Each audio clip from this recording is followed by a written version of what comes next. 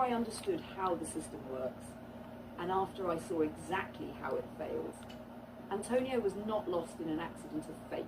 He was swallowed by a structure that hides behind paperwork, procedure and delay. A structure that speaks in case numbers instead of children's names. A structure that protects itself better than it protects the families it claims to serve. Most people think injustice is chaos. It's not. It's organised, it's documented, it's signed, stamped and filed. And that means it can be mapped, it can be exposed, and it can be rebuilt. What you are looking at in this work, in this movement, in this so-called outlaw gospel, is not just grief on a microphone. It is a system designed to make erasure impossible.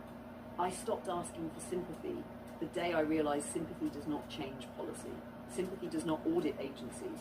Sympathy does not bring transparency to rooms where decisions about children happen without witnesses. So I built something else. I built narrative as evidence.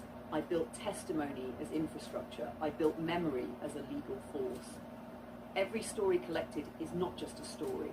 It is a data point, a pattern marker, a signal flare showing where the system breaks the very people it is supposed to protect.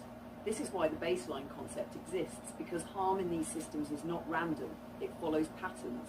Missed visits, lost paperwork, delayed hearings, children moved like inventory, parents treated like risks instead of humans. When those patterns repeat, that is not misfortune, that is design.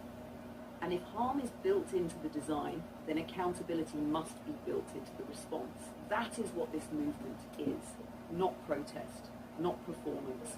Infrastructure. We are building mechanisms that document in real time, mechanisms that preserve testimony before it can be buried, mechanisms that connect individual pain into collective evidence, because a single grieving parent can be dismissed, but a documented pattern across hundreds of families becomes undeniable. This is not about revenge, it is about exposure. It is about prevention. It's about making sure the next child does not disappear into a file that quietly closes. Antonio's name is not just memory, it is a marker, a line in the ground, a declaration that the era of silent suffering inside bureaucratic systems is ending. They built a system that counts paperwork. We are building one that counts people. They built delay into the process. We are building urgency into the record. They built walls. We are building archives, networks, and engines that make those walls transparent.